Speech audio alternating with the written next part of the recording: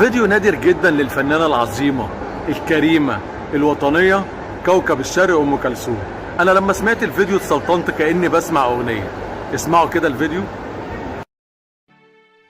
إن الأجر اللي خدتيه أكبر أجر خده فنان هنا في باريس، أظن حوالي 14,000 استرليني حاجة كده، مظبوط؟ هل صحيح إن ده هيروح كل المجهود الحرب تقريبا؟ مش كتير. مش كتير عليه. ده شعور الحقيقة عظيم جدا، ومفيش شك إنك قدوة للفنانين كلهم. طب إيه أجمل مكان عجبك هنا وكل ما تيجي باريس تحبي تفوتي عليه؟ مسلة. ليه؟ عشان بتاعتنا، جزء من بلدنا.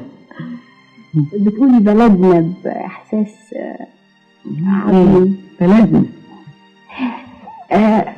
دلوقتي كل الفنانين تقريبا لما بيروحوا بره بيغيبوا شويه، انا شايفاكي قلقانه قوي عاوزه ترجعي بسرعه، يعني اول ما خلصتي الحفله بتسالي طياره امتى وعاوزين نخلص الشغل ونروح وبتاع. ف ايه انت عارفه؟ مش عارفه. لا مش عارفه، عاوزه اسمع. لا طبعا عاوزه اروح بلدي. هي دي صفات أم كلثوم الحقيقية، مش اللي عايزين يصدروها للأجيال الجديدة.